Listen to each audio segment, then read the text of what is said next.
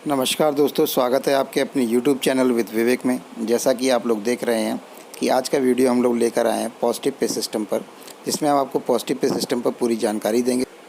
Video शुरू करने से पहले आप सभी से रिक्वेस्ट है कि प्लीज़ चैनल को सब्सक्राइब कर लीजिए। चैनल का नाम है विद विवेक, जिसमें आपको डिजिटल प्लेटफॉर्म से जुड़ी हुई सभी जानकारी ईजिली बहुत ही आसान तरीके से आपको मिल जाएंगी।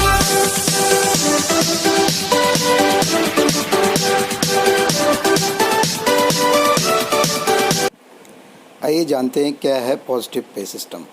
देखिए, आरबीआई ने पॉजिटिव पे सिस्टम भारत में चेक के द्वारा होने वाले फ्रॉड को रोकने के लिए भारत में लागू किया है। एक्चुअली में चेक के द्वारा जो पेमेंट होते थे उसमें भारत में या पूरे वर्ल्ड में फ्रॉड के केसेस बहुत ज़्यादा बढ़ गए हैं, क्योंकि लोग उसमें बहुत ही टेक्निकली तरीके से, बहुत ही सावधानी से उसमें ऑल्ट्रेशन कर देते हैं। मतलब उसमें कटिंग कर देते हैं, चाहे नाम में कटिंग हो, चाहे डेट में कटिंग हो, चाहे अमाउंट में कटिंग हो। जिसकी वजह से जिसके खाते से पैसे जाते थे उसके खाते से अमाउंट गया, तो बेचारे के साथ बहुत बड़ा फ्रॉड हो गया। उसने 1 लाख का चेक दिया, उसने 10 लाख का भर के चेक निकाल लिया।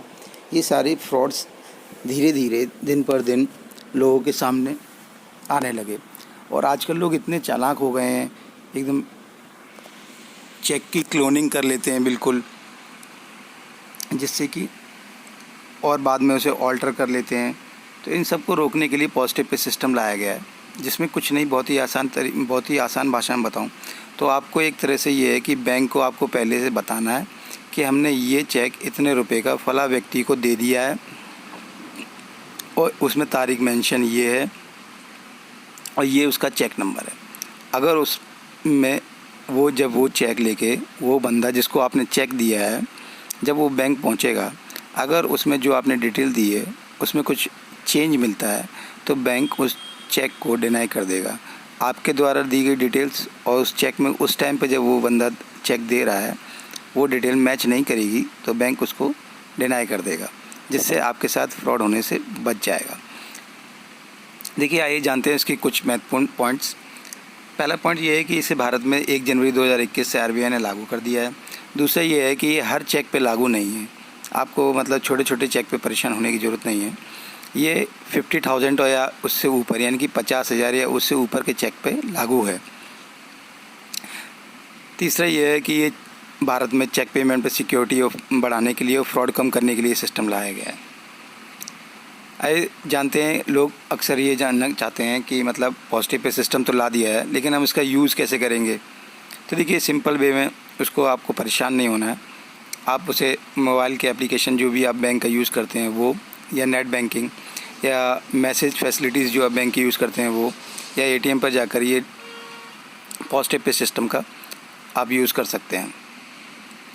आइए आप जानते हैं कि पॉजिटिव पे सिस्टम में आपको बैंक को क्या क्या डिटेल देनी होगी। देखिए, जैसे कि आपको सामने इसमें चेक दिख रहा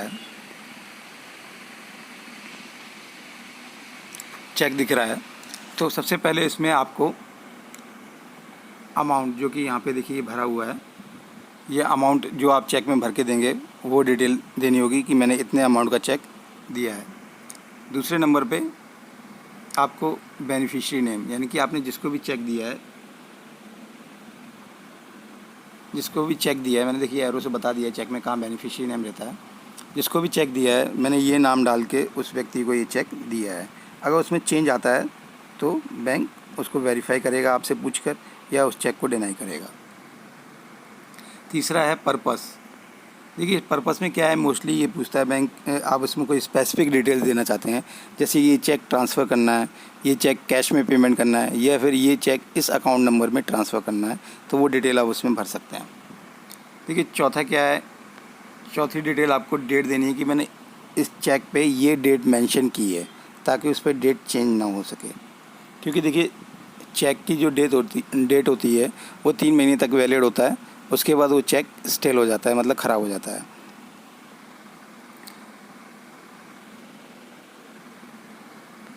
देखिए, चौथी चीज़ जो आपको देनी है वो है चेक नंबर, कि मैंने ये चेक नंबर फाड़ के दिया है और इस पे ये डिटेल है। तो चेक नंबर तो बहुत ही ज़्यादा मैंडेटरी है। ये मोस्टली 6 अंकों का होता है, और इस जगह पे देखिए, मैं एरो से बता दे रहा हूँ, इस जगह पे 6 अंकों का चेक नंबर होता है, वहाँ से देख के आप डाल सकते हैं वहाँ से देख के आप उसमें मेंशन कर सकते हैं। देखिए बहुत सारे बैंक क्या होते हैं, एक और डिटेल मांग लेते हैं, जैसे 6 डिटेल कहते हैं हम। इंस्ट्रूमेंट नंबर, चेक का एक इंस्ट्रूमेंट नंबर होता है, तो वो भी डालना होता है। वो मोस्टली 2 डिजिट का होता है। वो एक्चुअली में चेक में लास्ट में इस जगह पे लिखा होता है, 2 डिजिट का है, जैसे कि 31 लिखा होगा, 10, 29, डीडी का अलग होगा, पोस्ट ऑफिस चेक होगा उसका अलग होगा, सेविंग अकाउंट का चेक होगा उसका अलग होगा, करंट अकाउंट का चेक होगा उसका अलग होगा। तो लास्ट के 2 डिजिट हैं। एसबीआई या कुछ बैंकों में मांगते भी हैं, सेंट्रल बैंक ऑफ इंडिया में नहीं मांगते हैं। तो जिस बैंक में मांगते हैं वो आप मेंशन कर दीजिए। इससे आपके साथ फ्रॉड होने के चांसेस कम हो जाएंगे और आपका पैसा सेफ रहेगा। देखिए आपने पॉजिटिव पे सिस्टम तो जान लिया है, अब मेन इशू है इसको आप यूज़ कैसे करेंगे। देखिए आप इसको कैसे यूज़ करेंगे, इसके लिए मैंने वीडियो बनाए हैं। सेंट्रल बैंक ऑफ इंडिया के ग्राहकों के लिए सेंड मोबाइल ऐप पे ऐप का मैंने वीडियो बनाया है कि आप सेंड मोबाइल ऐप पे जाके कैसे पॉजिटिव पे सिस्टम यूज़ कर सकते हैं। और एसबीआई के ग्राहकों के लिए मैंने योनो ऐप का यूज़ करके उसका वीडियो बनाया है कि आप योनो ऐप के द्वारा कैसे पॉजिटिव पे सिस्टम का यूज़ कर सकते हैं। अगर आपको दोनों में से आप किसी भी बैंक के ग्राहक हों, इन दोनों के अलावा भी, तो आप मुझे कमेंट में बताइए, तो मैं उसका भी वीडियो बना दूंगा। और अगर आप ऐप के द्वारा पॉजिटिव पे सिस्टम यूज़ नहीं करना चाहते हैं या ऐप यूज़ नहीं करते हैं, मोस्टली केसेस में करंट अकाउंट होल्डर्स होते हैं, वो ऐप यूज़ नहीं करते हैं या ऐप उनके लिए नहीं होता है, तो वो नेट बैंकिंग का यूज़ करके पॉजिटिव पे सिस्टम यूज़ कर सकते हैं। अगर उन्हें कोई दिक्कत आ रही है तो मुझे कमेंट सेक्शन में कमेंट करिए, तो मैं नेट बैंकिंग के द्वारा कैसे पॉजिटिव पे सिस्टम यूज़ करना है उसका भी आपके लिए वीडियो बना के डाल दूँगा।